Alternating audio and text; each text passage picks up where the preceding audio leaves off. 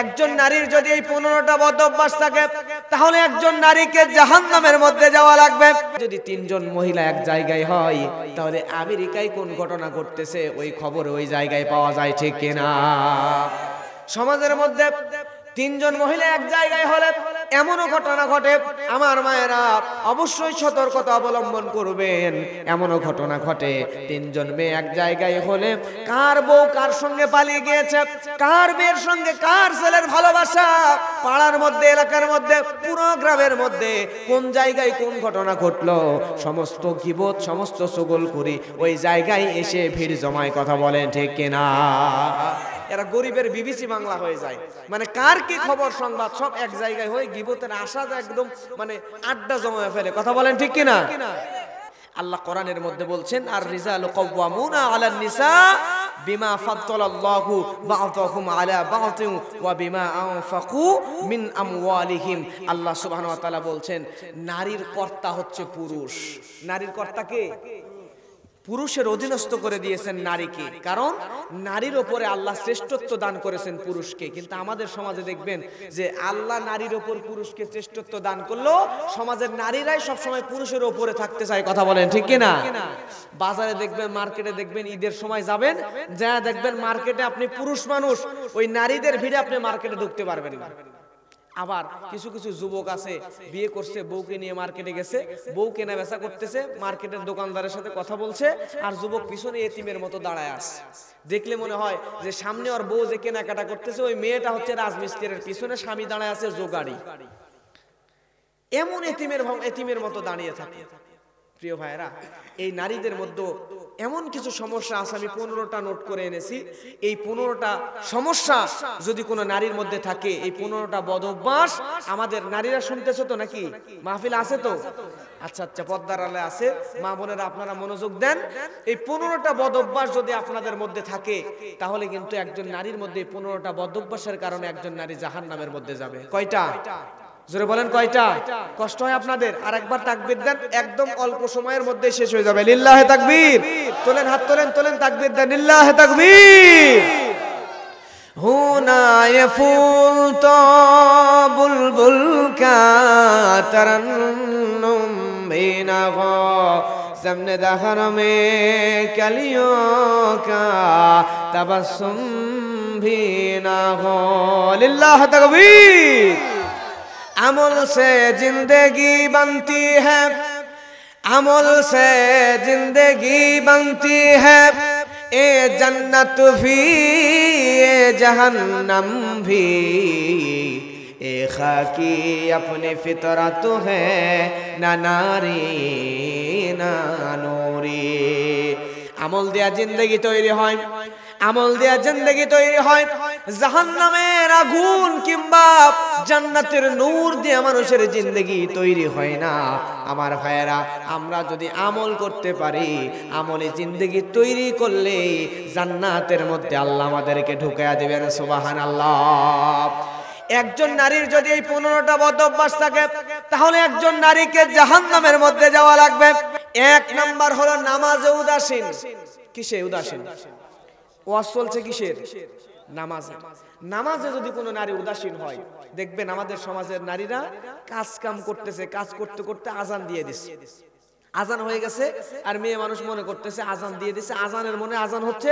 উনি রান্না করতেছেন, রান্না করার পরে থালা বাসন মাজবেন, তারপরে ঝাড়ু টাড়ু দেবেন, তারপরে খাবার দাবার খাওয়াবেন। এই করতে করতে করতে করতে 3টা বাজে হয়েছে। আছে না নাই? এই যে নামাজে উদাসীন, এই কাজ যে নারী করবে ইচ্ছাকৃত যদি বারবার করে, না বুঝে করলে আজকে জেনে নিচ্ছেন, তওবা করে ফিরে আসেন। ইচ্ছাকৃত রেগুলার যদি করেন, এই কারণে আপনাকে জাহান্নামে যাওয়া লাগতে পারে। কয় নাম্বার কারণ গেল? 2 নাম্বার কারণ দানের ব্যাপারে কৃপণতা। সমাজে দেখবেন কিছু কিছু জায়গায় নারীরা আলহামদুলিল্লাহ দান করে, ঠিক আছে, কিন্তু আবার কিছু কিছু জায়গায় পুরুষের তুলনায় নারীরা ঠিকমতো দান করতে চায় না। আছে না নাই? স্বামী বলতেছে যে আমার আত্মীয় হয়, কিছু একটু দেই, কিন্তু বউ দিতে দেবে না। আছে না নাই? আছে না নাই? এমন কি স্বামীর নিজের বাপ মাকেও দিতে চায় না কিছু। আছে না? এই কাজ করা যাবে না। এরপরে 3 নাম্বার ফরজ গোসলে অলসতা করা। এটা আমাদের সমাজের নারীরা অনেক বেশি করে। ফরজ গোসলে অলসতা, ফরজ গোসল হলেই পুরুষদেরকেও তাড়াতাড়ি করে নেওয়া উত্তম, নারীরাও ফরজ গোসলের সময় হইলেই তাড়াতাড়ি করে নেবেন। ওই ফরজ গোসল বাদ দিয়া কাজ কাম এই সেই এগুলো যে করে, এইটাও অনুচিত কাজ, এটাও করা যাবে না। যত দেরি করবেন শয়তান তত আপনাকে ধোঁকা দেবে। কয় নাম্বার গেল? 3 নাম্বার। 4 নাম্বার, হাতের মধ্যে নেল পালিশ এবং নখ বড় বড় করে রাখা। সমাজে নাই? জোরে বলেন আছে না নাই? যদি কোনো নারী এই নেল পালিশটা দেয়, নেল পালিশ দিলে ওযুর পানি কিন্তু ভিতরে যায় না, এর কারণে ওযু ঠিক মতো হয় না। এখন বলেন তো, ওযু যদি না হয় নামাজ হবে? নামাজ হবে না। এজন্য এটা ইহুদি খ্রিস্টান নারীদের কালচার বাংলাদেশেও ঢুকায়া দিয়েছে। আল্লাহ আমাদেরকে হেফাজত করুন, জোরে বলেন আমিন। যদি কোনো নারী এই হাতের মধ্যে নেল পালিশ দেয়, এরপরে ইচ্ছাকৃত নখ যদি বড় বড় করে রাখে, আল্লাহর নবী তো বলছে, ওই যে যার সাথে যার মহব্বত তার সাথে তার হাসর নাসর। প্রিয় ভাইরা, এরপর আরেক জায়গায় আরেকটা হাদিসের মধ্যে আসছে, আপনি যদি ইহুদি খ্রিস্টানদেরকে অনুসরণ করেন, তাদের মতো নিজেকে বানাইতে চান, তাহলে আপনাকে তাদের সঙ্গে জাহান্নামে যাওয়া লাগবে। এই যে হাতের নখ বড় করা, এটা কি মুসলমানদের সংস্কৃতি? এটা হিন্দু, ইহুদি, খ্রিস্টান, নাসারা, বৌদ্ধ তাদের সংস্কৃতি। ইহুদি মেয়েরা নখ বড়, না জানি মুসলমান মেয়েরাও নখ বড় বড় করে রাখে। আছে না না? আছে না নাই? এই নখ বড় দেখলে, আপনার পরিবারে কোনো মেয়ের দেখলে আপনি হাতে পাড়া দিয়ে আগে নখ কেটে দেবেন। এই নখ বড় রাখা যাবে না, প্রিয় ভাইরা। এরপরে 5 নাম্বার, আমাদের সমাজে দেখবেন কিছু মেয়েরা বিয়েতে বরযাত্রী যায়, আছে না নাই? তাও আবার পরিবারের কোনো অভিভাবক ছাড়া সুন্দর করে সেজে গুজে একদম বরযাত্রী হয়ে গাড়িতে উঠে চলে যাচ্ছে আড়াইট এলাকায়, আছে না নাই? এই যে গাড়িতে উঠে সুন্দর করে সেজে গুজে বরযাত্রী হয়ে যাচ্ছে, এখন একজন নারী, তার অভিভাবক নাই, বাবাও নাই, ভাইও নাই, একা যাচ্ছে, তার সাথে পাশে আরেকজন ছেলে বসতেছে, আরেকজন মেয়ে বসতেছে, এই গায়ের ঘষাঘষি লাগতেছে, এমনি মনের একটা জেনা, মনের জেনার থেকে তারা বিভিন্ন ভাবে ফোন নাম্বার নিয়ে যোগাযোগ করে প্রেম ভালোবাসা শারীরিক জেনা পর্যন্ত চলে যায়। জোরে বলেন ঠিক কিনা? আপনি আপনার এলাকায় একজন মেয়ে আসলো, আবার আপনার এলাকার মেয়ে আরেক জায়গায় গেল, এই যে এইভাবে যাইয়া কানেকশন তৈরি করে হালাল বিয়েতে গুরুত্ব দেয় না। এখন কেমনে জানি মোবাইলে কেমনে কি হয়, কোন জেলা থেকে কোন জেলায় প্রেম ভালোবাসা জেনা বা বিচার এমন মহামারী পরকীয়ায় রূপ নিয়েছে যে সমাজে আজকে চলাফেরা করাই মুশকিল হয়ে গেছে। আল্লাহ আমাদেরকে এই সমস্ত গুনাহ থেকে হেফাজত করুন, জোরে বলেন আমিন। আমার ভাইয়েরা, এরপরে 6 নম্বর হলো গীবত করা। আজকে আমাদের সমাজে দেখবেন, এক জায়গায় যদি 3 জন মহিলা এক জায়গায় হয়, তাহলে আমেরিকায় কোন ঘটনা ঘটতেছে ওই খবর ওই জায়গায় পাওয়া যায়, ঠিক কিনা? সমাজের মধ্যে 3 জন মহিলা এক জায়গায় হলে এমনও ঘটনা ঘটে, আমার মায়েরা অবশ্যই সতর্কতা অবলম্বন করবেন। এমনও ঘটনা ঘটে, 3 জন মেয়ে এক জায়গায় হলে কার বউ কার সঙ্গে পালিয়ে গিয়েছে, কার মেয়ের সঙ্গে কার ছেলের ভালোবাসা, পাড়ার মধ্যে, এলাকার মধ্যে, পুরো গ্রামের মধ্যে কোন জায়গায় কোন ঘটনা ঘটলো, সমস্ত গীবত, সমস্ত চুগলখড়ি ওই জায়গায় এসে ভিড় জমায়। কথা বলেন ঠিক কিনা? এরা গরিবের বিবিসি বাংলা হয়ে যায়, মানে কার কি খবর সংবাদ সব এক জায়গায় হয়ে গীবতের আশা একদম মানে আড্ডা জমায় ফেলে। কথা বলেন ঠিক কিনা? এই গীবত থেকে বাঁচতে হবে, এই গীবতের কারণে আপনাকে জাহান্নামে যাওয়া লাগতে পারে। এরপরে 7 নাম্বার, আমাদের সমাজের নারীরা অনেক অংশে দেখবেন যাকাত দানে উদাসীনতা দেখায়, আছে না নাই? গয়না আছে, গহনা আছে, গহনা ধরেন টাকার হিসাব করলে, আপনাকে গয়নার হিসাব করলে 7.5 তোলা স্বর্ণ হলেই আপনাকে যাকাত দেওয়া লাগবে, কিন্তু এদিকে ধরেন 7.5 ভরি প্লাস হয়ে গেছে, 3.5, 4 লাখ, 5 লাখ টাকার গয়না হয়ে গেছে, কিন্তু ওই গয়নার যাকাত দিতে চায় না, আছে না নাই? গয়নার যাকাত দিতে চায় না, কিন্তু এই যাকাত না দিলে, যে যাকাত দিচ্ছে না, এই গুনাহগুলো হচ্ছে কি হচ্ছে না? গুনাহ কিন্তু মাপ নাই, প্রতি বছর গুনাহ ঠিকই জমা হচ্ছে, কিন্তু আপনি যাকাত দিচ্ছেন না, কমে যাওয়ার ভয়। নাউজুবিল্লাহ বলবেন না? যার যাকাত ফরজ হয়েছে তাকে অবশ্যই যাকাত দিতে হবে। এরপরে 8 নাম্বার হচ্ছে, দেখবেন আমাদের সমাজের নারীরা, স্ত্রীরা স্বামীর বাবা মাকে কোনো কিছু দিতে চায় না, আছে না নাই? স্বামীর বাবা মাকে, স্বামী যদি তার বাবা মাকে 5,000 টাকা 2,000 টাকার কিছু কিনে দিতে চায়, আমাদের সমাজে এমনও কিছু নারী আছে, এমন বদমাইশ বাটপার নারী, সে তার বাবার বাড়িতে যত ইচ্ছা দাও, কোনো আপত্তি নাই, কিন্তু ছেলে তাকে যে জন্ম দিয়েছে, জন্মদাতা পিতার মাতাকে যদি 2,000 টাকার একটা লুঙ্গিও গোপনে কিনে দিতে চায়, তারপরও বাধা দেয়। এরকম বদমাইশ নারী আমাদের সমাজে আছে না নাই? কড়া ভাষায় বলে দিচ্ছি, এই সমস্ত নারীদের আনুগত্য করবেন না। আপনার কথায় আপনার স্ত্রী চলবে, স্ত্রীর কথা আপনি চলবেন না। যদি শরীয়ত সম্মত হয় তাহলে মানেন, কিন্তু আপনি আপনার বাবা মাকে আপনার কলিজাও যদি কেটে দিয়ে দেন, তার দুনিয়ার কোন নারীর সাধ্য নেই আপনাকে বাধা দেয়। কথা বলেন ঠিক কিনা? আপনার বাবা মাকে আপনি ইচ্ছা মতো দেবেন, যদি বাধা দেয় শুনবেন না ইনশাআল্লাহ। প্রিয় ভাইরা, এরপরে 9 নাম্বার, আমাদের সমাজে নারীরা রাগ যখন মাথায় উঠে যায়, রাগের চোটে দেখবেন যে কুফরি কিছু কথা বলে ফেলে। যে মনে করেন একটা গরুর বাচ্চা হয়েছে, কি বলেন আপনারা ওইটাকে? বাছুর বলেন। গরুর বাছুর হয়েছে, হয়ে মরে গেছে। এখন গ্রামের নারী বলে ফেলতেছে যে আল্লাহর কি চোখ নাই, আমারটাই শুধু বারবার দেখে। নাউজুবিল্লাহ বলবেন না? এই কথা বলে কি বলে না? এ ধরনের কুফরি কথা যদি বলে ঈমানই চলে যাবে, এবং এটাই জাহান্নামে যাওয়ার কারণ। আল্লাহ আমাদেরকে দুনিয়াতে দুঃখ, কষ্ট, সমস্যা এগুলো দেয় আমাদেরকে পরীক্ষা করার জন্য। কি জন্য দেয়? পরীক্ষা করার জন্য। আমার ভাইয়েরা, এরপরে 10 নাম্বার হলো এই যে গিরা, গিরার উপরে কাপড় পরা আছে না নাই? প্লাজো নামছে এরকম, গিরার উপরে কাপড় পরে। কিন্তু প্রিয় ভাইয়েরা আমার, আমাদের সমাজে পুরুষদেরকে টাকনুর উপরে কাপড় পরা লাগবে আর নারীদেরকে টাকনুর নিচে পরা লাগবে। কিন্তু যদি কোনো নারী টাকনুর উপরে কাপড় পরে সমাজের মধ্যে ঘুরে, তাহলে বিশ্বাস করেন এই কারণেই তাকে জাহান্নামে যাওয়া লাগতে পারে। কথা বলেন ঠিক কিনা?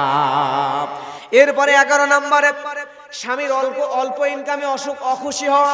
স্বামী যদি 5,000 10,000 টাকা ইনকাম করে, তারপরে এই 10,000 টাকা নিয়ে সে সুখী না।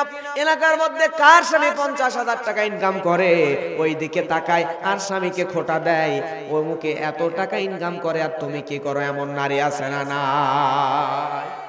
স্বামীর ইনকামে যদি খুশি না হয়, স্বামীকে যদি খোঁটা দেয়, এই খোঁটা দেওয়ার কারণেও একজন নারীকে জাহান্নামে যাওয়া লাগতে পারে। নাম্বার 12। কত নাম্বার? 12 নাম্বার। কিছু নারী আছে দেখবেন যে দেখতে একটু সুন্দর, স্বামীর চাইতে একটু সুন্দর, আয়নার সামনে দাঁড়ায়, আবার স্বামীর সামনে আসে, আসার পরে দেখো যে আমি কত সুন্দর। তুমি কি?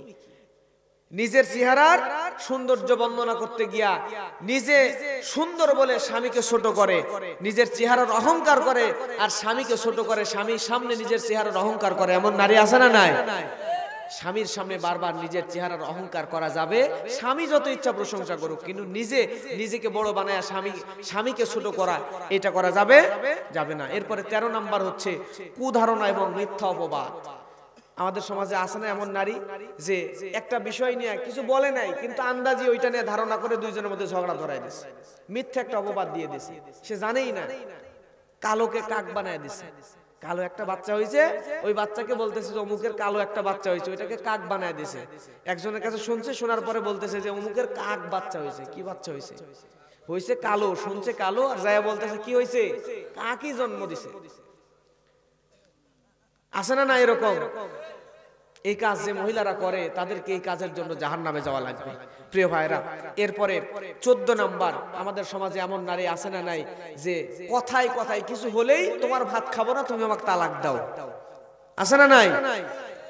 এই কথায় কথায় যে নারী স্বামীর কাছে তালাক চাই, তালাকের যদি প্রয়োজন হয় তালাকের বিধান আছে, স্বামী দেবে, কিন্তু স্ত্রী কোনো সময় তালাক চাইতে পারবে। এখন যদি কথায় কথায় স্বামীকে কষ্ট দিয়া স্বামীর সাথেই ঝগড়া করে আবার বড়ত্ব দেখা তালাক চাই, এই নারীরা কথায় কথায় তালাক চাওয়ার কারণে জাহান্নামে যাওয়া লাগবে। কথা কি বোঝা যায়? এরপরে নাম্বার কত? 15 নাম্বার, লোক দেখানো ইবাদত। একজন নারী জীবনেও ঠিক মতো নামাজ পড়ে না। বাসায় মেহমান আসছে, এখন মেহমান গেস্ট রুমে বসা, এখন মেয়েকে বা ছেলেকে ডাক দিচ্ছে, দিয়ে বলতেছে বাবা তাড়াতাড়ি জায়নামাজটা নিয়ে এসো তো, নামাজ পড়া লাগবে। কোরআন তেলাওয়াত করছো তুমি? জোরে জোরে বলতেছে, আসলে করে না, কিন্তু মেহমানকে শোনানোর জন্য বলতেছে। আছে না? আছে না? এরপরে নামাজ জীবনেও পড়ে না, মেহমানকে দেখানোর জন্য মেহমানের সামনে জায়নামাজ বিছায় নারীর সামনে নামাজ পড়তেছে। আছে না? এই কাজ যদি কোনো নারী করে, এই লোক দেখানো ইবাদতের কারণেও জাহান্নামে যাওয়া লাগবে। বোঝা যায় কথা? কষ্ট হয় আপনাদের? আরেকবার শেষবার তাকবীর দেবেন, তারপরে ইনশাআল্লাহ এখনই শেষ হয়ে যাবে ইনশাআল্লাহ। তোলেন, হাত তোলেন, সবাই তোলেন, শেষবারের মতো লিল্লাহি তাকবীর ওয়া রাব্বাকা ফাকাব্বির। তাকবীর হবে রবের নামে। তাকবীর দেবেন টাঙ্গাইলের মাটি থেকে, এখান থেকে চলে যাবে ঢাকা, ঢাকা থেকে চলে যাবে আমেরিকা, ইউরোপ, আফ্রিকা, তুরস্ক, আফগানিস্তান, কুয়েত, কাতার, বাহরাইন, ইন্দোনেশিয়া, মালয়েশিয়া, ফিলিপাইন, तमाम দেশ প্রতিধ্বনিত হয়ে আপনার তাকবীরের ধ্বনি যেন আল্লাহর আরশে আজিম পর্যন্ত চলে যায়। লিল্লাহি তাকবীর। হাত নামান। আমার ভাইয়েরা, এমন ভাবে নামাজ আদায় করতে হবে, আমার নবীজির আগে কোনো গুনাহ নাই, পরে কোনো গুনাহ নাই, তারপরও যেই নবীর আগে কোনো গুনাহ নাই, পরে কোনো গুনাহ নাই, এই নবী যখন নামাজে দাঁড়ালেন, আব্দুল্লাহ ইবনে শেখ রাদিয়াল্লাহু তাআলা আনহু তিনি বর্ণনা করতেছেন, আমার নবী যখন নামাজে দাঁড়ায় যান, হযরতে জাবের রাদিয়াল্লাহু তাআলা আনহু তিনি বর্ণনা করতেছেন, আমার নবীজি যখন নামাজে দাঁড়িয়ে যান, নামাজের মধ্যে আল্লাহর নবীর পা ডুমডুম হয়ে ফুলে যায়। শুধু তাই নয় আমার ভাইয়েরা, এই নবীজি নামাজের মধ্যে দাঁড়ালে তরকারির পাতিলের মধ্যে যেমন ফড় ফড় ফড় ফড় আওয়াজ হয়, আল্লাহর নবী যখন নামাজের মধ্যে দাঁড়িয়ে যায়, আল্লাহর নবী ওই তরকারির হাঁড়ির নেই ফড় ফড় ফড় ফড় আওয়াজ করে ডুকরে ডুকরে আল্লাহর নবী নামাজের মধ্যে কাঁদেন। জোরে বলেন আল্লাহু আকবার। আমার ভাইয়েরা, যেই নবীর আগে কোনো গুনাহ নাই, পরে কোনো গুনাহ নাই, ওই নবী নামাজের মধ্যে যদি এভাবে কাঁদেন, তাহলে বলেন তো ভাই, আমাদের নামাজের মধ্যে আল্লাহর কয়ে কান্না করার দরকার আছে না নাই?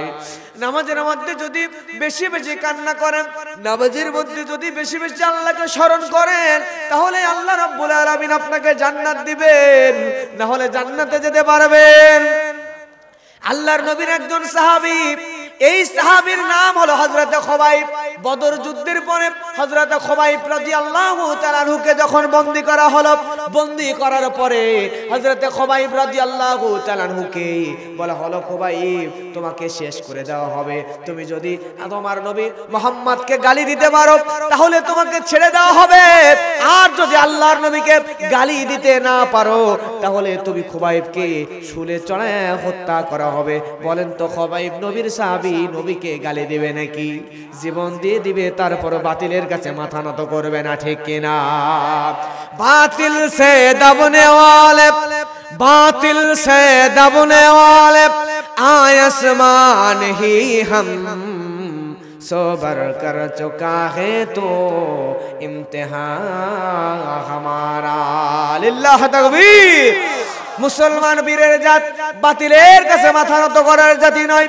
খুবাইব বলল, ও কাফেররা, আমি খুবাইবকে যদি তোমরা মেরেও ফেলে দাও, তারপরও আমি খুবাইব জীবন দিতে রাজি আছি, আল্লাহর নবীকে গালি দিতে রাজি নাই। সুবহানাল্লাহ। আমার ভাইয়েরা লক্ষ্য করেন, এই খুবাইবকে নিয়ে যাওয়া হলো, ঘরের মধ্যে বন্দী করা হলো, খুবাইবের খাবার বন্ধ করে দেওয়া হলো, খুবাইবের পানি বন্ধ করে দেওয়া হলো, খুবাইবের সব বন্ধ করে দেওয়ার পরে 2-3 দিন পার হয়ে গেল।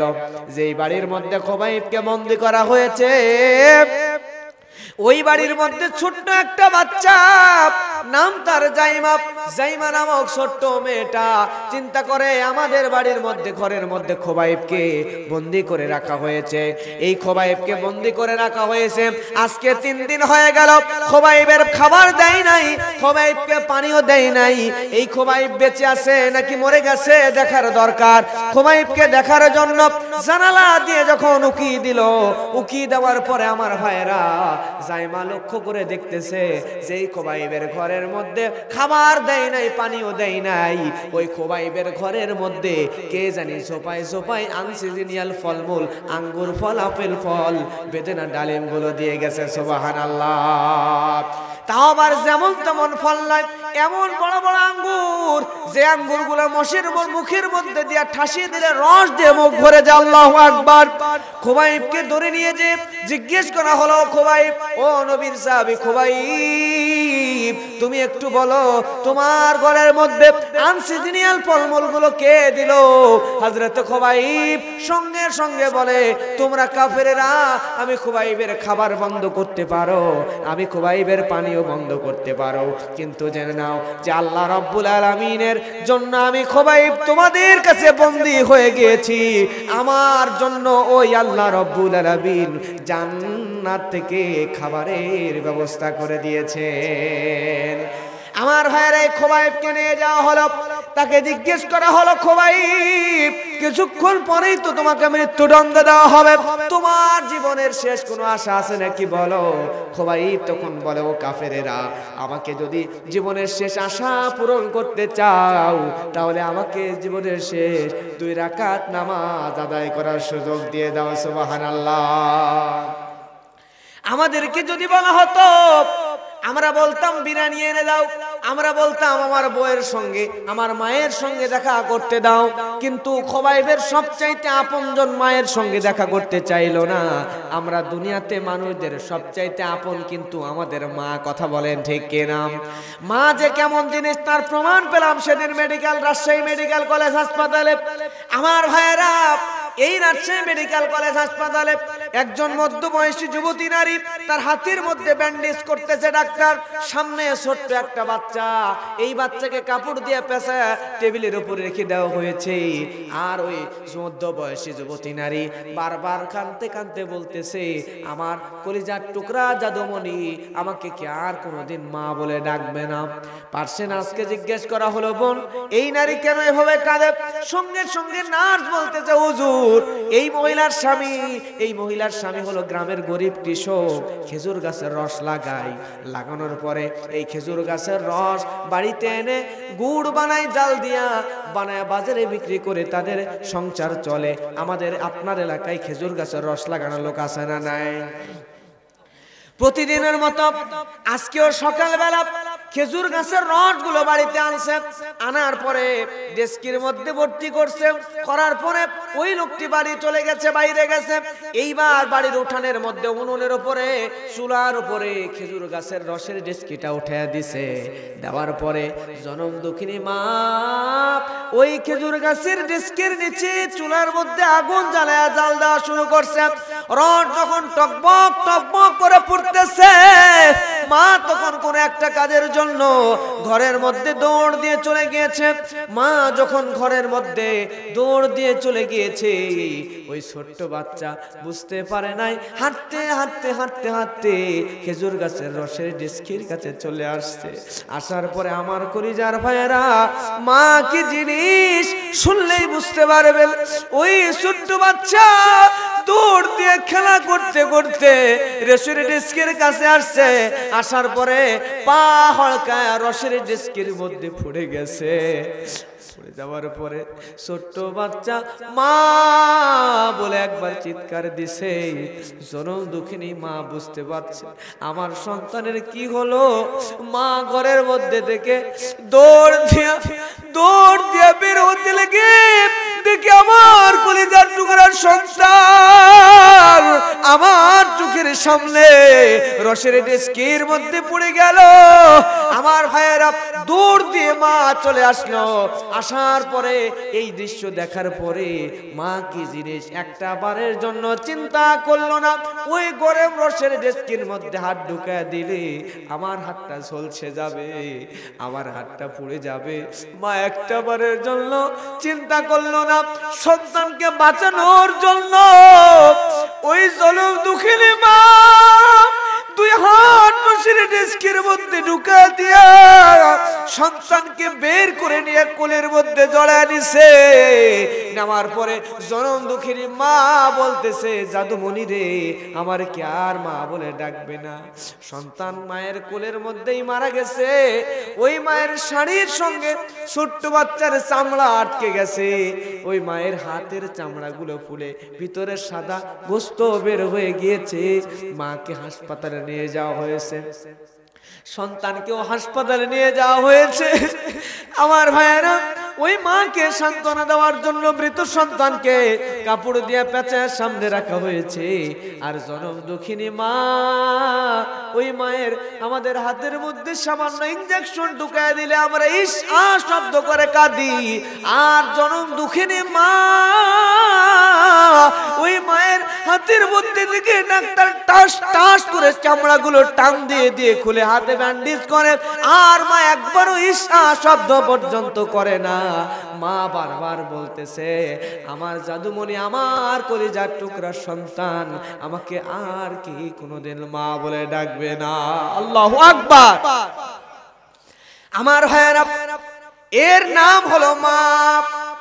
নিজেকে একটু ওই জায়গায় রেখে ভাবেন, এই খোবাইব রাদিয়াল্লাহু তাআলা আনহু মায়ের কথাও একটা বার বলল না। হযরত খোবাইব বলল আমাকে 2 রাকাত নামাজ আদায়ের সুযোগ করে দাও। হযরতে খুবাইবকে 2 রাকাত নামাজ আদায়ের সুযোগ করে দিল। খুবাইব রাদিয়াল্লাহু তাআলা আনহু নামাজের জন্য দাঁড়ায় প্রথম রাকাত ধীরে স্থির ভাবে পড়ল, কিন্তু দ্বিতীয় রাকাত একটু তাড়াহুড়া করে পড়ল। দ্বিতীয় রাকাত তাড়াহুড়া করে পড়ে নামাজ যখন শেষ করলো, কাফেরেরা জিজ্ঞেস করলো, খুবাইব তুমি এত তাড়াহুড়া করে কেন নামাজ পড়লা? প্রথম রাকাত এত সুন্দর করে কেন পড়লা? খুবাইব বলতেছে জীবনের শেষ নামাজ, নামাজের মধ্যে আমি খুবাইব এত মজা পাইতেছিলাম, জীবন যদি চলেও যেত আমি খুবাইব নামাজ ছেড়ে দিতাম না। কিন্তু আমি এই কারণে নামাজ ছেড়ে দিলাম, কারণ হলো তোমরা মনে করতে পারো আমি খুবাইব মুসলমান মৃত্যুর ভয়ে দীর্ঘ করতেছি নামাজ, ধীরে ধীরে করে করে নামাজ পড়তেছি, এটা মনে করতে পারো। এই জন্য তোমরা যেন ভুল না বোঝো, এজন্য আমি খুবাইব তাড়াতাড়ি নামাজ শেষ করে দিলাম। কিন্তু আমার ভাইয়েরা, নবীর আরেকজন সাহাবী নাম তার সাইদ ইবনে আমের আল জুমাহি রাদিয়াল্লাহু তাআলা আনহু। এই সাইদ ইবনে আমের আল জুমাহি এই খুবাইবের জীবনের শেষ 2 রাকাত নামাজ এত সুন্দর ছিল, এই নামাজের দৃশ্য দেখে সাইদ ইবনে আমের আল জুমাহি পরবর্তীতে নবীজির কাছে কালেমা পড়ে মুসলমান হয়ে গিয়েছিল। সুবহানাল্লাহ। জীবনের শেষ নামাজ, নামাজের দৃশ্য দেখে নামাজের দাওয়াত দেওয়া লাগে না, নামাজের দৃশ্য দেখে কালেমা পড়ে মুসলমান হয়ে গেছে। সুবহানাল্লাহ বলবেন না? এভাবে আমাদেরকে আল্লাহ নামাজ পড়ার তৌফিক দান করুন, সকলে বলেন আমিন। কিন্তু আপনি জানেন না এই সুদটা কত ভয়ানক। আপনি আমার ভাই, আমি চাই আপনাকে নিয়েই জান্নাতে যেতে, আপনি কষ্ট পাবেন না। আপনার ভুল ভাঙানোর জন্য বলছি, এই সুদের যে কত ভয়ানক গুনাহ, এই সুদ থেকে না বাঁচলে আপনার পরিণতি যে কত খারাপ হতে পারে, আজকের আলোচনা থেকেই সেটা আপনার স্পষ্ট হয়ে যাবে। আল্লাহ আমাদেরকে হেফাজত করুন, জোরে বলেন আমিন। প্রিয় ভাইরা, যে ব্যক্তি সুদের সাথে জড়িত হয়ে যায়, এই ব্যক্তিকে স্বয়ং আল্লাহ রাসূল সাল্লাল্লাহু আলাইহি ওয়াসাল্লাম লানত করেছেন। কে লানত করেছেন? আল্লাহর হাবিব যদি কাউকে লানত করে, সে কি জান্নাতে যাবে? নবীর শাফায়াত ছাড়া তো কেউ জান্নাতে যাবে না। এখন যে নবী শাফায়াত না করলে জান্নাত পাবো না, সেই নবী যদি আমাদের বিরুদ্ধে আল্লাহর কাছে লানত করে দেয়, তাহলে আমাদের কি জাহান্নাম ছাড়া কোনো উপায় আছে? আমার ভাইয়ারা, সুদের 1 নম্বর শাস্তি হলো রাসূলের লানত। মুসলিম শরীফের হাদিস, আল্লাহর নবী বলেন, লানা রাসূলুল্লাহ সাল্লাল্লাহু আলাইহি ওয়াসাল্লাম আখিলুর রিবা ওয়া মুখিলাহু ওয়া শাহিদাইহি ওয়া কাতিবাহু। আল্লাহর নবী বলেছেন, সুদের সাথে যদি কোনো ব্যক্তি জড়িত হয়ে যায়, তাহলে ওই ব্যক্তির শাস্তি, যে ব্যক্তি 4 শ্রেণীর মানুষ সুদের সাথে জড়িত হলে, 1 শ্রেণীর হলো যে ব্যক্তি সুদ খায়, যে ব্যক্তি সুদ দেয়, যে ব্যক্তি সুদের লেখক এবং যে ব্যক্তি সুদের সাক্ষী দেয়। আল্লাহর নবী বলেন, এই 4 শ্রেণীর মানুষকেই আল্লাহর নবী বলেন তাদের উপর আল্লাহর না আল্লাহ নজরে বলেন আল্লাহু আকবার। আমার ভাইরা, শুধু তাই নয়, 2 নম্বর শাস্তি হলো সহিহ বুখারীর হাদিস, আল্লাহর নবী কি বলছেন দেখেন, আন সামুরাত ইবনে জুনদুব রাদিয়াল্লাহু তাআলা আনহু ক্বালা ক্বালা নবী সাল্লাল্লাহু আলাইহি ওয়াসাল্লাম রাআইতুল লাইলাতা রাজুলাইনি আতায়ানি ফাখরাজানি ইলা আরদি মুকদ্দাসা। আল্লাহু আকবার। কত ভয়ানক বিষয়। আল্লাহর নবী মুহাম্মদ সাল্লাল্লাহু আলাইহি ওয়াসাল্লাম তিনি বলছেন, আমি একদিন গভীর রাত্রিতে স্বপ্নের মধ্যে দেখলাম আমাকে 2 জন ব্যক্তি একটা পবিত্র ভূমির মধ্যে নিয়ে গেল। যাওয়ার পরে আমি হাঁটতে থাকলাম, হাঁটতে হাঁটতে দেখলাম একটা রক্তের নদী। কিসের নদী? একটা রক্তের নদী দেখলাম। এই রক্তের নদীর কাছে যখন আমি নবী গেলাম, যাওয়ার পরে আমার ভাইয়েরা, আল্লাহ নবী বলেন, ওই রক্তের নদীর কাছে গিয়ে দেখলাম রক্তের নদীর মাঝখানে একজন ব্যক্তি সাঁতরায় সাঁতরায় নদীর তীরে আসার চেষ্টা করতেছে। আর নদীর তীরে যেই ব্যক্তি দাঁড়ানো আছে, ওই ব্যক্তি বিশাল বড় একটা পাথর তুলে ওই নদীর মধ্যেকার ব্যক্তির মাথার উপরে মেরে দিচ্ছে। আল্লাহু আকবার। মাথাটা চূর্ণ বিচূর্ণ হয়ে যাচ্ছে। আবার ধারে আসার চেষ্টা করে, আবার পাথর মারে। যতবার ধারে আসতেছে ততবার পাথর মারলে আবার নদীর মাঝখানে চলে যায়। এত ভয়ানক শাস্তি। আল্লাহর নবী জিবরাইলকে জিজ্ঞাসা করলেন, জিবরাইল, যে ব্যক্তি নদীর মাঝখানে ধারে আসার চেষ্টা করতেছে, এই ব্যক্তি কে? তুমি একটু বলো। সঙ্গে সঙ্গে হযরত জিবরাইল বলছে, ইয়া রাসূলুল্লাহ, যে ব্যক্তি পাথর খেয়ে, পাথরের আঘাত খেয়ে নদীর মাঝখানে চলে যায়, ওই নদীর রক্তের নদীর মধ্যে হাবুডুবু খায়, এই লোকটি ছিল দুনিয়ার মধ্যে সুদখোর। জোরে বলেন আল্লাহু আকবার। আমার ভাইয়েরা, এই হলো সুদের ভয়ানক শাস্তি।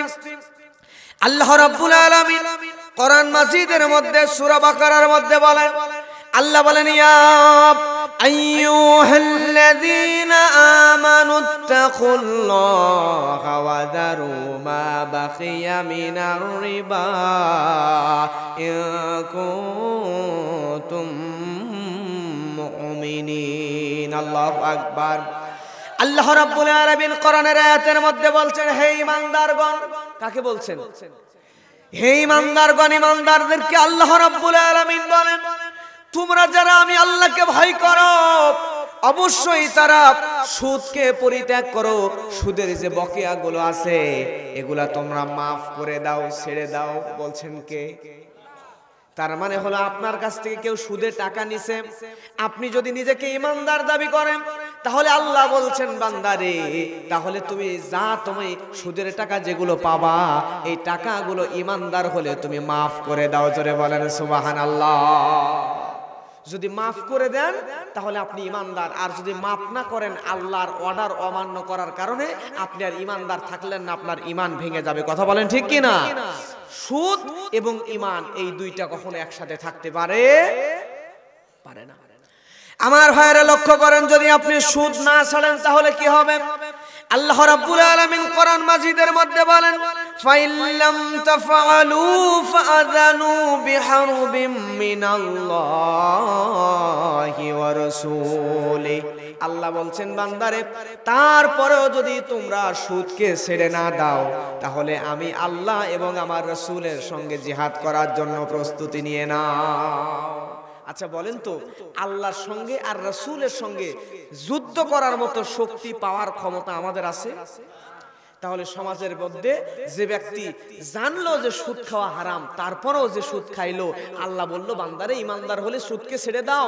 এটা জানার পরেও যদি আপনি সুদ খান, তাহলে বিশ্বাস করেন আল্লাহ বলছেন কোরআনে যে তাহলে আমি আল্লাহর সঙ্গে আর আমার হাবিবের সঙ্গে তুমি যুদ্ধ করার জন্য প্রস্তুতি নিয়ে নাও। তার মানে যে সুদ খাবে, জানার পরেও সুদ ছাড়বে না, সে আল্লাহ এবং কার সঙ্গে জিহাদ করবে?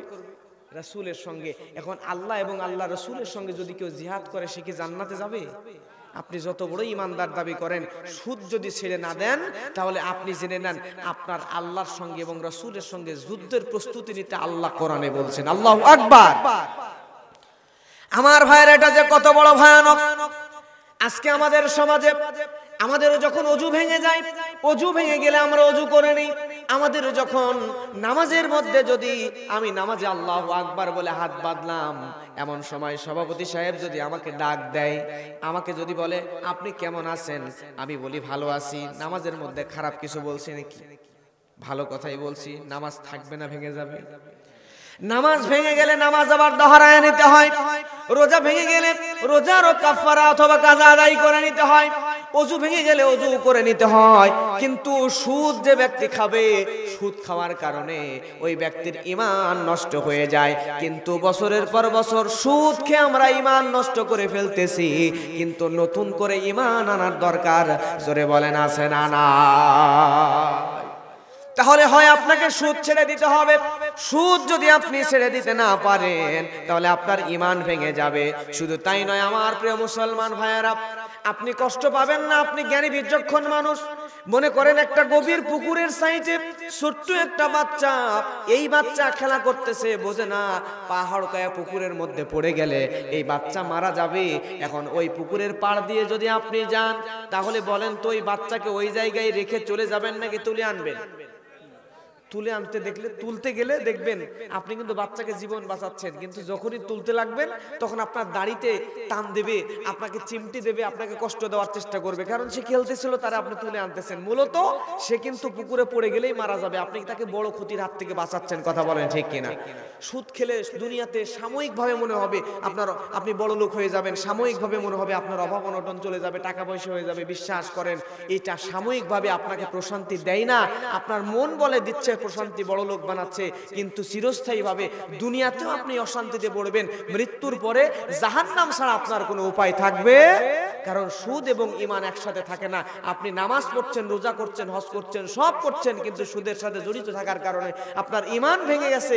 আর ঈমান যদি ভেঙে যায়, আপনি হাজারো আমল করলেও জান্নাত পাবেন মাদার তেরেসার নাম শুনেন নাই?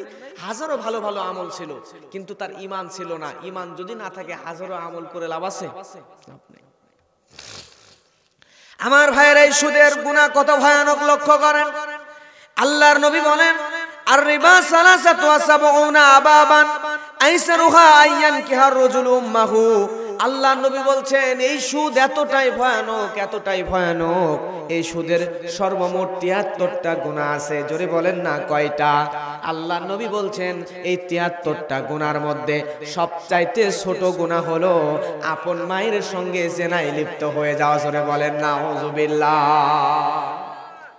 একজন পতিতা নারী সমাজের, যে নারী টাকার বিনিময়ে নিজের শরীরকে বিক্রি করে, এই নারীও তার নিজের আপন সন্তানের সঙ্গে জিনায় লিপ্ত হয়। কিন্তু আজকে আমি সমাজের নামধারী ভালো মানুষ সেজে আমি হয়তো না বুঝে করলে ছেড়ে দিতে হবে, আর বোঝার পরে যদি করেন তাহলে আপনার জন্য এই কথা। আপনি নামাজ পড়ছেন, আমি নামাজ পড়ি, রোজা করি, হজ করি, যাকাত দিই, সব করি, আবার সুদও খাচ্ছি, তার মানে আপনি যতই আমল করেন আমল তো কবুল হবেই না। আবার সমাজের সবচাইতে নিকৃষ্ট মহিলা, যে নারীরা মহিলা টাকার বিনিময়ে শরীর বিক্রি করে, এই মহিলাও নিজের মায়ের সঙ্গে জেনা করে না। কিন্তু আপনি যদি সুদের সঙ্গে জড়িত হয়ে যান, প্রিয় ভাইয়েরা, সুদ যদি না ছেড়ে দেন, তাহলে আপনার আপন মায়ের সঙ্গে জেনা করলে যে গুনাহ, এই গুনাহ আল্লাহ আপনার আমলনামায় ঢুকিয়ে দিচ্ছেন। জোরে বলেন না নাউযুবিল্লাহ। প্রিয় ভাইয়েরা, আপনি আমার ভাই, আমি যখন এই কথাগুলো বলবো আপনার কষ্ট লাগতে পারে, কিন্তু আপনাকে চিরস্থায়ী জাহান্নাম থেকে বাঁচাইতে চাই। আমার একটা টাকার ফায়দা হবে না আপনাকে কষ্ট দিয়ে, আমার কিঞ্চিত পরিমাণ লাভ হবে না আপনাকে ব্যথা দিয়ে। আমি চাই আপনাকে চিরস্থায়ী কষ্ট থেকে, জাহান্নাম থেকে বাঁচিয়ে জান্নাতে নিয়ে আসতে। এজন্য পায়ে হাত দিয়ে বলি, এখনো আসেন, ফিরে আসেন দিনের পথে।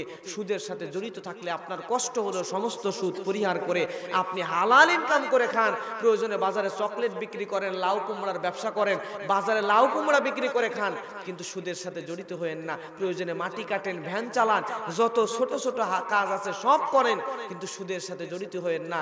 একজন ভ্যান চালক, রিক্সা চালক দিনমজুর মাটি কেটে খায়, সারাদিন পরিশ্রম করে ৫০০ টাকা বাড়িতে নিয়ে যায়, সে যত না প্রশান্তিতে থাকে, স্ত্রী সন্তান নিয়ে যত সুখে থাকে, আপনি সুদের টাকায় কোটি টাকার মালিক হলেও এত সুখে থাকতে পারবেন? সমাজে দেখবেন যে ব্যক্তি সুদের সাথে জড়িত, সে ব্যক্তি আপনি দূর থেকে দেখতেছেন বাড়ি গাড়ি টাকা পয়সা অনেক কিছু আছে, কিন্তু আসলে প্রিয় ভাই, তার নিজের স্ত্রীও তাকে দাম দেয় না, সন্তান তাকে দাম দেয় না, বাড়ির মধ্যে কুকুরের মতো অসম্মানিত হয়ে, নির্যাতিত হয়ে তাকে থাকতে হয়। কথা বলেন ঠিক কিনা? কেউ দাম দেয় না। তাহলে টাকা পয়সাতে কি হবে? হালালে আরাম আছে, হারামে কোনো আরাম। কষ্ট লাগে? শেষ করে দিব? একটু সময় দেবেন না ইনশাআল্লাহ? আমি তো বললাম যে হাজারো আজে বাজে গল্প শোনার থেকে আপনি জীবনে 1 ঘন্টা কোরআন হাদিস শোনার জন্য ব্যয় করেন, এই আলোচনায় আপনার জীবন পরিবর্তনের কারণ হতে পারে। কথা বলেন ঠিক কিনা? আমার ভাইয়েরা লক্ষ্য করেন, বলছিলাম একজন পতিতা নারীও নিজের সন্তানের সঙ্গে কোনোদিন জেনা করে না, কিন্তু যে ব্যক্তি জেনে বুঝে ইচ্ছা করে সুদ খায়, ওই ব্যক্তির আমলনামায় নিজের মায়ের সঙ্গে জেনার গুনাহ আল্লাহ লিখে দেয়। আল্লাহু আকবার। আমার ভাইয়ের আর একটা হাদিসের মধ্যে আসছে, দিরহামু রিবানি আকুলুহু রাজুলু ওয়া হুয়া ইয়ালাম। আল্লাহর নবী বলেছেন, কোন মানুষ যদি জেনে শুনে 1 টাকা সুদ খায়, কয় টাকা? জোরে হলো না, জোরে বলেন কয় টাকা? সবাই আরো জোরে বলেন কয় টাকা? আল্লাহর নবী বলেন, যদি কোনো মানুষ জেনে শুনে 1 টাকা সুদ খায়, নবী বলেন আসাদু মিন সিত্তাতি ওয়া সালাসিনা জিনাতান। আল্লাহর নবী বলছেন, তাহলে ওই ব্যক্তি 1 টাকা সুদের খেলে 36 বার জিনা করলে যে গুনাহ হয়, সেই গুনাহ তার আমলনামায় লেখা হয় না। আউযুবিল্লাহ। কয় টাকা? তাহলে আপনারা জ্ঞানী বিচক্ষণ মানুষ বলবেন, 1 টাকা যদি আপনি সুদের খান, তাহলে যদি 36 বার জেনার গুনাহ হয়, তাহলে আপনি যদি 1000 টাকা খান সুদের, তাহলে আপনার কতবার জেনার গুনাহ হচ্ছে? 36,000 বার। 1 টাকা খাইলে 36 বার জেনার গুনাহ। 1000 টাকা আপনি যদি সুদের খান, তাহলে 36,000 বার জেনা করলে যে গুনাহ, ওই গুনাহ আল্লাহ আপনার আমলনামায় লিখে দিবেন। লক্ষ্য করেন, হিসাবটা মেলান। একজন পতিতা নারী যে টাকার বিনিময়ে নিজের শরীর বিক্রি করে, এই মহিলা যেদিন ব্যভিচার করা শুরু করছে, জিনা করা শুরু করছে, পতিতা বৃত্তি যেদিন করা শুরু করছে, যৌবনের শুরু থেকে মৃত্যুর আগ পর্যন্ত সারা জীবনে একজন খারাপ নারী 36,000 বার জিনা করতে পারে। কিন্তু আপনি 1000 টাকা সুদের খায়া একজন পতিতা নারী সারা জীবনে যা গুনাহ করছে আপনি 1000 টাকা সুদের খায়া তার চাইতে বেশি গুনাহ করলেন। নাউজুবিল্লাহ বলবেন না? আমার কথা কি বোঝা যায়? আমার ভাইয়ারা লক্ষ্য করেন, তাহলে এই সুদের সঙ্গে জড়ানো যাবে না। কিন্তু আজকে সমাজের মধ্যে একজন খারাপ নারী যদি মারা যায়, তাহলে ওই খারাপ নারীর জানাজায় আমরা যাইতে চাই না। ওই নারী খারাপ ছিল, ওই লোকটা খারাপ ছিল, দুনিয়াতে গুনাহ করেছে, জেনা ব্যভিচার করেছে, ওই খারাপ নারীর জানাজার মধ্যে যাইতে চাই না। কিন্তু আজকে সমাজের সবচাইতে বড় সুদখোর যেই বেটা, ওই বেটা মারা গেলে তার জানাজায় সমাজের সব মানুষ পাইকারি দরে যায়। কথা বলেন ঠিক কিনা? আবার সমাজে যে যত বড় সুদখোর তাকে আবার সমাজের তত বড় দায়িত্ব দেওয়া হয়। কথা বলে ঠিক কিনা? আপনাদের টাঙ্গাইলে তো আলহামদুলিল্লাহ অনেক ভালো, কিন্তু আমাদের নওগাঁতে দেখা যায় যে যত টাকার মালিক, সুদ খাক, ঘুষ খাক, হারাম খাক, যা করে করুক, যে যত বেশি সুদ খায় তারে আবার মসজিদের তত বড় দায়িত্ব দিয়ে দেয়, সভাপতি বানায় দেয়। ঠিক কিনা বলেন? এইদিকে নাই আলহামদুলিল্লাহ, কিন্তু আমাদের এদিকেও আছে। দেখবেন মসজিদ মাদ্রাসা বড় বড় দায়িত্বে সব সুদখোর, সুদ ঘুষ হারাম কিচ্ছু দেখবে না, টাকা থাকলেই হলো। কিন্তু প্রিয় ভাইরা, আপনারা লক্ষ্য করবেন, আপনাদের পায়ে হাত দিয়ে হাতে হাত রেখে বলি, জীবনে যদি জান্নাতে যেতে চান, জাহান্নাম থেকে বাঁচতে চান, কাউকে লজ্জা দেওয়ার জন্য বলছি না, আপনাকে আমি নিজের ভাই মনে করে বলছি, আপনি এই গুনাহ থেকে ফিরে আসুন, নতুবা জাহান্নাম ছাড়া কোনো উপায় নাই। এখন বলবেন, হুজুর সমাজে তো প্রচুর সুদ চালু হয়ে গেছে, এই সুদ থেকে বাঁচবো কেমনি?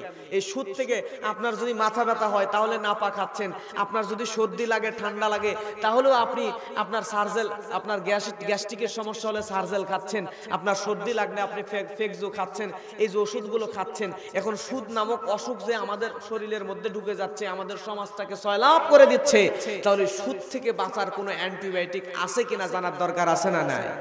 প্রিয় ভাইয়েরা, সুদ থেকে যদি সমাজের মানুষকে বাঁচাইতে চান, তাহলে আপনাকে সমাজের মধ্যে একটা ওষুধ চালু করতে হবে। এই ওষুধের নাম হচ্ছে কর্জে হাসানা। কি নাম? কর্জে হাসানা।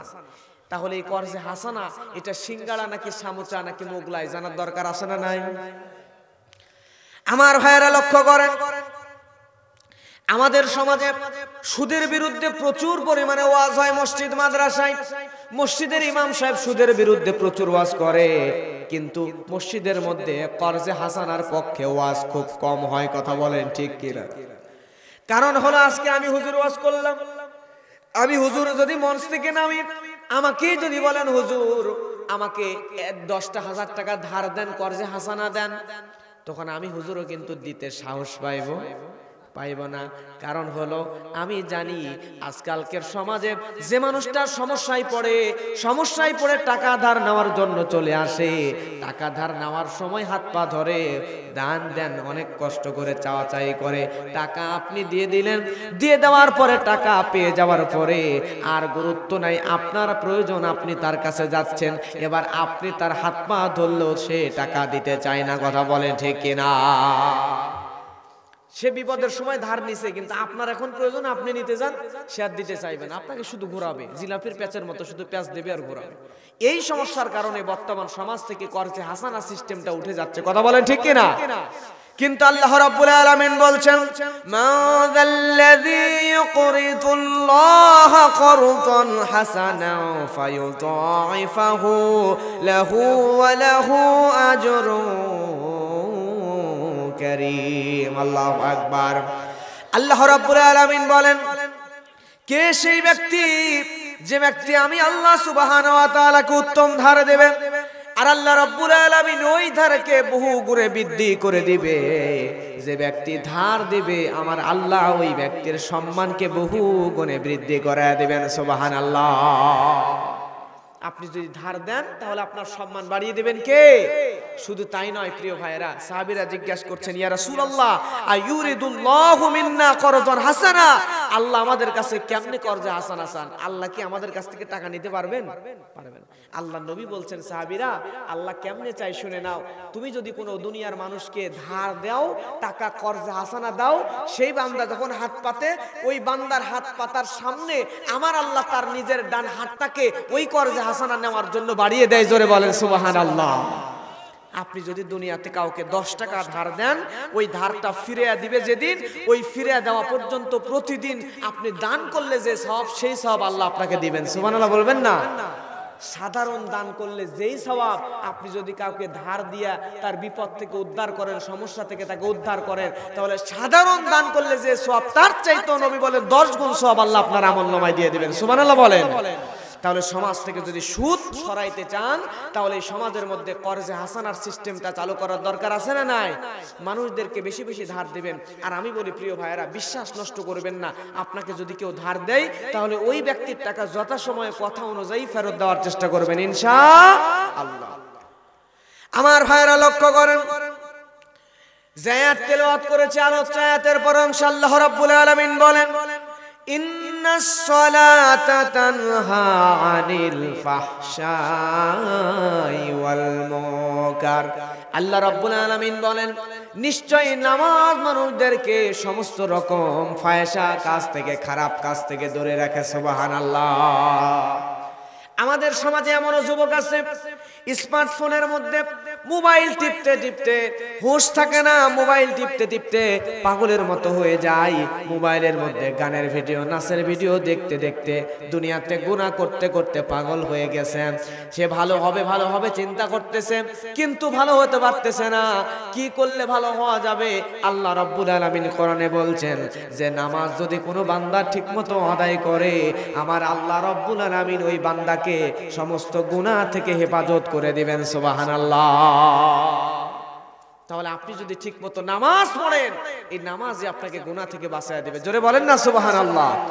আমার ভাইয়েরা, ইবনে মাসউদ রাদিয়াল্লাহু তাআলা আনহু তিনি বর্ণনা করছেন, আল্লাহর নবী মুহাম্মদ সাল্লাল্লাহু আলাইহি ওয়াসাল্লামের কাছে জৈনক একজন যুবক এসে বলতেছে, ইয়া রাসূলুল্লাহ, ইয়া হাবিবাল্লাহ, নবী গো আপনি একটু আমাকে বলেন, আমি এরকম যদি রাস্তা দিয়া দেখবেন যুবতী নারী যদি হেঁটে যায়, যদি খোলামেলা পোশাক পরে হেঁটে যায়, সুন্দরী নারী, তাহলে ওই নারীকে দেখলে মনের মধ্যে জিনার একটা চিন্তা আসে কি আসে না? এই যুবক নবীকে জিজ্ঞাসা করে, ইয়া রাসূলুল্লাহ, ইয়া হাবিবাল্লাহ, এরকম যদি কোনো গুনাহ আমার হয়ে যায়, নারীদেরকে দেখলে যদি মনের মধ্যে কুচিন্তা, খারাপ চিন্তা আসে, এরকম গুনাহ থেকে নিজেকে কেমনে বিরত রাখতে পারবো? আপনি একটু বলে দেন। আল্লাহর নবী বললেন, ওহে যুবক, এরকম গুনাহ থেকে যদি তুমি বাঁচতে চাও, তাহলে 5 ওয়াক্ত নামাজ মসজিদে গিয়া জামাতের সঙ্গে আদায় করো। কারণ নামাজ যদি ঠিকমতো আদায় করতে পারে, এই নামাজই আপনাকে দুনিয়ার সমস্ত গুনাহ থেকে হেফাজত করবে। সুবহানাল্লাহ। আমার ভাইয়েরা, হাদিসের মধ্যে আসছে, নবী হুরায়রা রাদিয়াল্লাহু তাআলা আনহু আন্না রাসূলুল্লাহ সাল্লাল্লাহু আলাইহি ওয়াসাল্লাম قال أرأيتم لو أن نهرا بباب أحدكم يغتسل منه كل يوم 5 مرات هل يبقى من درنه شيء؟ قال لا يبقى من درنه شيء. قال فذلك مثل الصلوات الخمس يمحو الله بهن الخطايا. আল্লাহর নবী হাদিসের মধ্যে বলছেন, হাদিসটা আমি নোট করে নিয়ে এসেছি। আমার ভাইরা, নবীজি বলছেন, আপনারা বলেন তো, আপনাদের এই এলাকায় পাশে যে নদীর নাম কি? যমুনা নদী। আপনি যদি এই যমুনা নদীতে প্রত্যেক দিন 5 বার দিনে গোসল দেন, শরীরের মধ্যে কি কোনো ময়লা লেগে থাকবে নাকি? আল্লাহর নবী এরকম একটা মজমায় সাহাবীদের সামনে বলছেন, ও আমার সাহাবীরা, তোমরা দৈনিক এই নদীর মধ্যে, প্রবাহিত নদীর মধ্যে দৈনিক যদি 5 বার কোনো ব্যক্তি দৈনিক 5 বার গোসল করলে তার শরীরের মধ্যে কি কোনো ময়লা লেগে থাকে নাকি? সাহাবীরা বলছে, ইয়া রাসূলুল্লাহ, দৈনিক 5 বার গোসল করলে তো তার শরীরের মধ্যে কোনো ময়লা লেগে থাকে না। আল্লাহর নবী বললেন, ও আমার সাহাবীরা, ঠিক তেমন করে দৈনিক যদি কোনো বান্দা 5 বার মসজিদে গিয়ে জামাতের সঙ্গে নামাজ আদায় করতে পারে, তাহলে ওই বান্দার শরীরের মধ্যে কোনো গুনাহ লেগে থাকতে পারে না। সুবহানাল্লাহ। কষ্ট হয় আপনাদের? সবাই একটু হাত তোলেন তো, সবাই একটু তাকবীর দেবেন জোরে, লিল্লাহে তাকবীর, লিল্লাহে তাকবীর। আলহামদুলিল্লাহ, হাত নামান। আমি তো মানুষ বক্তার ভক্ত হয়, কিন্তু আপনারা বিশ্বাস করবেন কিনা জানি না, আমি আজকে আপনারা শ্রোতার ভক্ত হয়ে গেছি। আলহামদুলিল্লাহ বলবেন না? আজকে কিসসা কাহিনী গল্প ছাড়া মানুষ থাকতেই চায় না, কিন্তু আপনারা এতগুলো মানুষ যে কয়জন আছেন আলহামদুলিল্লাহ, শুধুমাত্র কোরআন হাদিস শোনার পরও এত শীতের মধ্যে এত কষ্ট করে যে বসে আছেন, এজন্য আমি নিজে আপনাদের ভক্ত হয়ে গেছি। আলহামদুলিল্লাহ বলেন। আমার ভাইরা লক্ষ্য করেন, এই নামাজটা আল্লাহ রাব্বুল আলামিন আমাদেরকে কেন দিলেন? আল্লাহ রাব্বুল আলামিন এই 5 ওয়াক্ত নামাজের মাধ্যমে দুনিয়ার মানুষ আমাদেরকে নৈতিক প্রশিক্ষণ দিয়ে দিচ্ছেন। আল্লাহ রাব্বুল আলামিন সূরা নিসার মধ্যে বলেন, কোরআনের মধ্যে আল্লাহ বলেন, ইন্নাস সালাতা কানাত আলাল মুমিনিনা কিতাবাম মাওকুতা। আল্লাহু আকবার। আল্লাহ রাব্বুল আলামিন এই দৈনিক 5 ওয়াক্ত নামাজের মাধ্যমে আমাদেরকে সমানুবর্তিতা শিক্ষা দিচ্ছেন, আমাদেরকে নিয়মানুবর্তিতা শিক্ষা দিচ্ছেন। আপনারা বলেন তো, ফজরের নামাজ যদি জোহরে পড়েন তাহলে হবে নাকি? জোহরের নামাজ আসরে পড়লে হবে নাকি? আসরের নামাজ মাগরিবে পড়লে হবে নাকি? আল্লাহ রাব্বুল আলামিন এটাই আমাদেরকে শিক্ষা দিচ্ছেন, বান্দারে ফজরের নামাজ জোহরে পড়লে যেমন হবে না, জোহরের নামাজ আসরে পড়লে যেমন হবে না, আসরের নামাজ মাগরিবে পড়লে যেমন হবে না, ঠিক তেমন করে সব নামাজ যেমন সময়ের নামাজ যেমন সময়ে পড়তে হবে, ঠিক তেমন করে সময়ের কাজ সময়ই করা লাগবে। একটা সময়ের কাজ আর একটা সময় করলেও হবে না। এই 5 ওয়াক্ত নামাজের মাধ্যমে আল্লাহ আমাদেরকে সময়ানুবর্তিতা শিক্ষা দিচ্ছেন। সুবহানাল্লাহ। যে যে কাজ করে, যে প্রাইমারি স্কুলের টিচার 9টার সময় অ্যাড হওয়া লাগবে, স্কুলে যাওয়া লাগবে, বিকাল 3টা পর্যন্ত ক্লাস করানো লাগবে। এখন আপনি যদি সকাল 9টার জায়গায় 12টায় যান, যায় 9টার সময়কার সিগনেচার করে 2টা পর্যন্ত 3টা পর্যন্ত ক্লাস করে চলে আসেন, এই 2-3 ঘন্টা যদি ফাঁকি দিয়ে দেন, তাহলে আল্লাহ বলছেন, বান্দারে এই 2-3 ঘন্টা ফাঁকি দিলা, দেওয়ার কারণ তুমি সারা মাস চাকরি করে বেতন দিলা, সারা মাসের চাকরির মধ্যে বেতনের মধ্যে হারাম ঢুকে গেল। জোরে বলেন কথা ঠিক কিনা? প্রিয় ভাইরা, সময়ের কাজ সময় করা লাগবে। 9টা থেকে 3টা পর্যন্ত আপনার স্কুল ডিউটি টাইম, এই সময় সঠিকভাবে স্কুলেকে বোঝায় দিতে হবে। আমাদের ওইদিকে যারা কাজ করে, দিন মজুরের কাজ করে, 2 ভাবে করে, ধান কাটে না, 2 ভাবে করে, একটা হচ্ছে দিন হাজিরা আর একটা হচ্ছে চুক্তি। আপনাদের এদিকে কিভাবে করে? এভাবেই, মাশাআল্লাহ। তো দিন হাজিরা যাদের আর চুক্তি যাদের, মনে করেন ধানের জমি, ধান কাটার জন্য চুক্তি নিছে, ধান কাটতে সময় নেবে 3 দিন। কয় দিন? 3 দিনের কথা বলা, টাকা পয়সা সব নেওয়া হয়ে যাবে। যদি হয় চুক্তি, 3 দিনের কাজ 1 দিনে করে টাকা নিয়ে চলে যায়। কথা বলেন ঠিক কিনা? আর যদি হয় দিন হাজিরা, ভাই ধান কাটতে গেছে, আমি দেখছি এরকম যে ধান কাটতে লাইগা ধানের 1টা 2টা গুছ কাটে, আর মায়া বিড়ি অথবা নাসির বিড়ি আছে না, অথবা সিগারেট, এরকম করে ধরে আর টানতে টানতে সময় নেয় আধা ঘন্টা। দিন হাজিরা হলে এই কাজ করে, আবার একটু কাটে, আবার বসে থাকে, আবার একটু গান শুনে, আবার একটু গল্প করে, এমন করতে করতে একদিনের কাজ দিন হাজিরা হলে 3 দিন সময় লাগায়। কথা বলেন ঠিক কিনা? তার মানে এদিকেও তাই। তাহলে এই লোকদের কি সময়ের জ্ঞান আছে? তাদের সময়ের জ্ঞান নাই। কিন্তু আল্লাহ নামাজের মাধ্যমে শিখাচ্ছে, বান্দারে একটা সময়ের নামাজ আর একটা সময়ে পড়লে যেমন হবে না, সময়ের কাজ সময়ে করা লাগবে। তুমি যতখানি সময়ের মধ্যে কাজ নিয়েছো, ওই সময়ের কাজটাই অতখানি কাজ। নামাজের মাধ্যমে আমাদেরকে শিক্ষা দিচ্ছেন আমাদের আল্লাহ। জোরে বলেন সুবহানাল্লাহ। আল্লাহ রাব্বুল আলামিন বলেন নাই, বান্দা তুমি বায়োলজি পড়ো, বান্দা তুমি ফিজিক্স পড়ো, তুমি কেমিস্ট্রি পড়ো, হায়ার ম্যাথ পড়ো, তুমি কম্পিউটার সায়েন্স পড়ো, এমন করে দুনিয়ার কোন সাবজেক্ট পড়ার জন্য আল্লাহ বলেন নাই। আল্লাহ বলছেন, বান্দা আমি ওহির মাধ্যমে যে কোরআন তোমাকে দিলাম, এই কোরআন তেলাওয়াত করো। কিন্তু আমরা দুনিয়ার মানুষরা দুনিয়াতে বায়োলজি নিয়ে পড়ে আছি, ফিজিক্স নিয়ে পড়ে আছি, কেমিস্ট্রি নিয়ে পড়ে আছি, দুনিয়ার সমস্ত সাবজেক্টগুলো নিয়ে আমরা পাগল হয়ে গিয়েছি।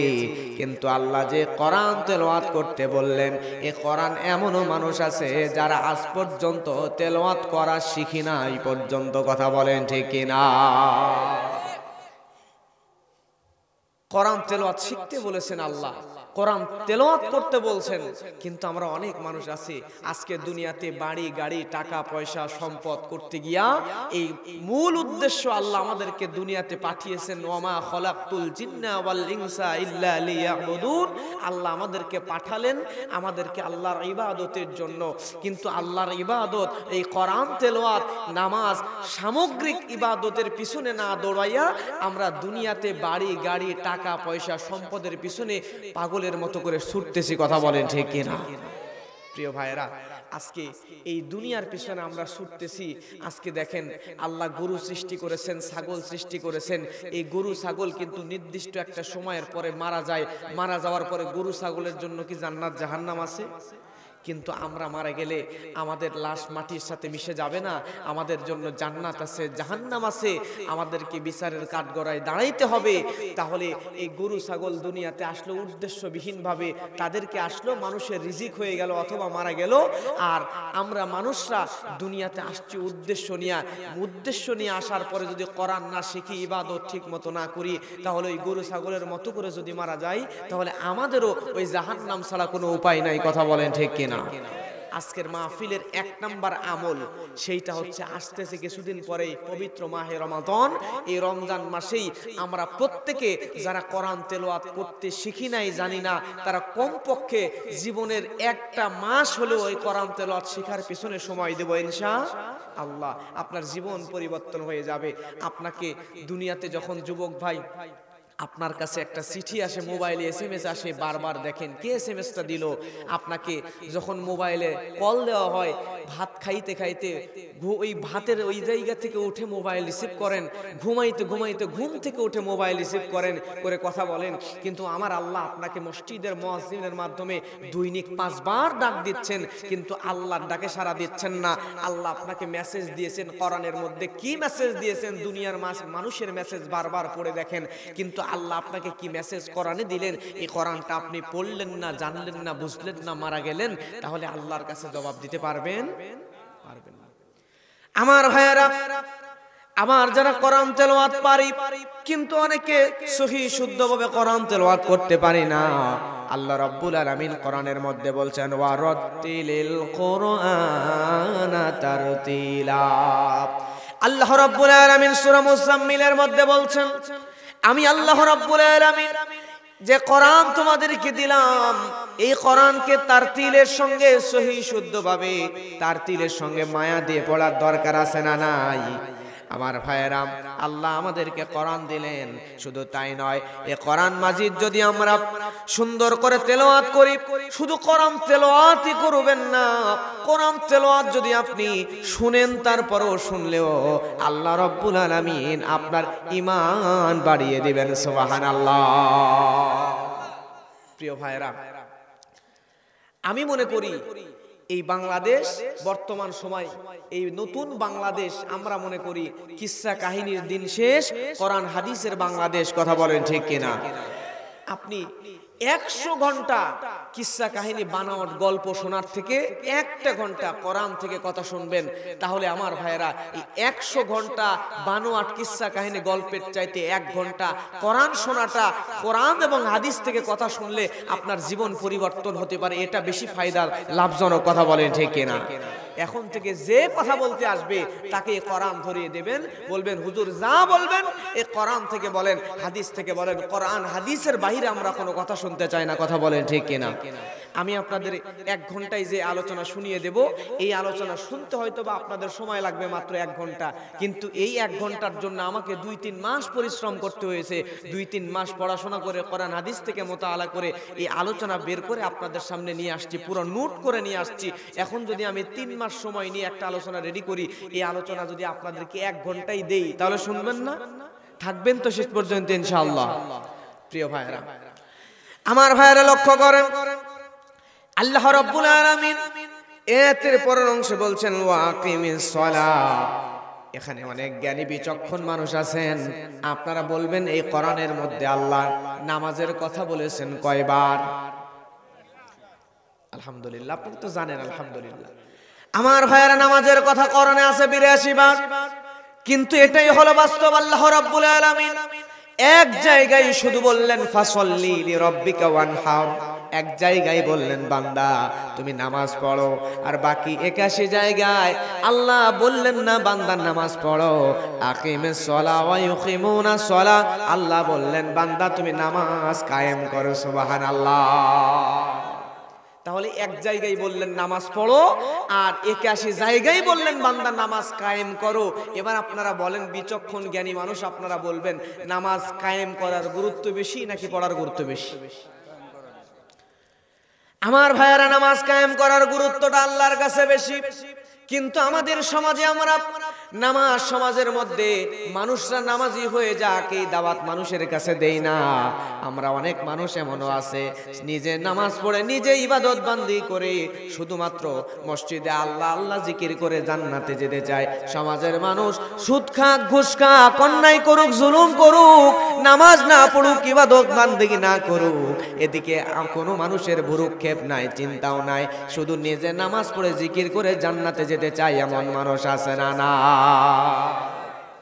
আমার ভাইরা দেখবেন, ধরে নেন আপনাদের এলাকার একজন মুরব্বী মানুষ, ওনার বাড়িতে অনেক ধান ফসল করে, ওনার ছেলেকে বলছে, বাজান আমাদের তো অনেক ধান, তুমি এখান থেকে এক বস্তা ধান বাজারে বিক্রি করো, বিক্রি করে যা টাকা পাবা ওই টাকা নিয়ে আইসা আমাকে দিবা। এখন মুরব্বীর ছেলে বাজারে ধান বিক্রি করে নাই, ধান বিক্রি না করে মুরব্বীর কাছে এসে মুরব্বীর হাত অথবা পা জড়ায় ধরছে, ধরার পরে জিকির করতেছে, আব্বা আব্বা আব্বা আব্বা আব্বা। আচ্ছা বলেন তো, এতে মুরব্বী খুশি হবে না বেজার হবে? রাগ করবে। সেরকম আপনাদের মতো রাগী মুরব্বী হলো কানের নিচে দিবি এক থাপ্পড়, বদমাইশ আমি না বললাম বাজারে ধান বিক্রি করে টাকা এনে আমার হাতে দিবি, তুই আমার কথা না শুনে পা ধরে জিকির করিস কেন, আব্বা আব্বা করিস কেন? মুরব্বী রাগ করবে না? প্রিয় ভাইরা, ঠিক আমার আল্লাহ কোরআন মাজিদে নামাজ পড়ার কথা বললেন একবার, আর কায়েমের কথা বললেন 81 বার। তাহলে নামাজ কায়েম, সমাজের মানুষদেরকে ভালো করতে হবে, দাওয়াত দিতে হবে, নামাজের দিকে আনতে হবে, সমাজে নামাজ বাস্তবায়ন করা লাগবে। নামাজ কায়েমের ধান্দা নাই, দিন কায়েমের চিন্তা নাই, কোরআন সমাজে প্রতিষ্ঠিত হোক এই চিন্তা না করে শুধু নিজে নামাজ পড়ে মসজিদের কোরায় বসে আল্লাহ আল্লাহ জিকির করলে আমার আল্লাহ বলতে পারে, বান্দা আমি 81 জায়গায় নামাজ কায়েমের কথা বললাম, সমাজ পরিবর্তন করবি, নামাজ কায়েম করবি, এইটা না করে তুই এক জায়গার নামাজ পড়ে আল্লাহ আল্লাহ জিকির করিস। আল্লাহ তো জিবরাইলকে বলতে বলে, জিবরাইল যা ওই বান্দার কানের নিচে এক থাপ্পড় দিয়ে জাহান্নামে পাঠিয়ে দে, বলতে পারে কি পারে না? আমার ভাইয়েরা লক্ষ্য করেন, কোন সমাজের মধ্যে যদি নামাজ কায়েম হয়ে যায় তাহলে এই সমাজে মানুষরা কি করবে? মুমিন বান্দাদেরকে আল্লাহ রাব্বুল আলামিন যদি মুমিন বান্দার হাতের মধ্যে ক্ষমতা দিয়ে দেয়, কোন রাষ্ট্রের নেতা যদি মুমিন বান্দাকে আল্লাহ বানায়া দেয়, তাহলে আল্লাহ রাব্বুল আলামিন সূরা হজ্জের মধ্যে বলেন, আল্লাযীনা ইম্মাক্কান্নাহুম ফিল আরদি আকামুস সালাতা ওয়া আতাউস যাকাতা ওয়া আমারু বিল মা'রুফি ওয়া নাহাউ আনিল মুনকার। আল্লাহু আকবার। আল্লাহ রাব্বুল আলামিন কোরআনের মধ্যে বলছেন, যদি কোন সমাজের মধ্যে আল্লাহ রাব্বুল আলামিন মুমিন বান্দাদেরকে ক্ষমতা দিয়ে দেয়, মুমিন বান্দারা যদি কোন এলাকার নেতা হয়ে যায়, তাহলে ওই এলাকার মধ্যে, ওই দেশের মধ্যে, ওই রাষ্ট্রের মধ্যে ক্ষমতায় আসার পরে মুমিন বান্দারা সর্বপ্রথম চারটি কাজ করবে। জোরে বলেন কয়টি? 4টি কাজ করবে। আল্লাহ বলেন, 1 নম্বরে ফিল আরদি আকামুস সালাত, 1 নম্বরে জমিনের মধ্যে নামাজ কায়েম করে দিবে। 2 নম্বরে ওই জমিনের মধ্যে যাকাত ভিত্তিক অর্থনীতি চালু করবে। আল্লাহু আকবার।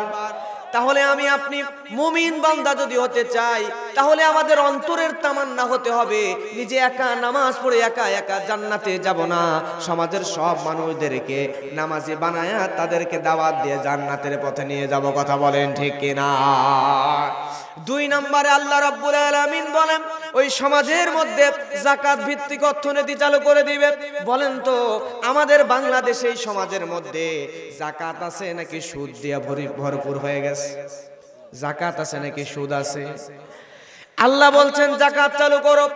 সমাজের মধ্যে যদি যাকাত চালু হয়ে যেত, সমাজের মধ্যে গরিব মানুষ থাকতো না, এই সমাজটা সব মানুষগুলা সমানে সমান হয়ে যেত, গরিব মানুষ খুঁজে পাওয়া যেত না। তার উজ্জ্বল দৃষ্টান্ত হচ্ছে খোলাফায়ে জামানার কথা বলছি।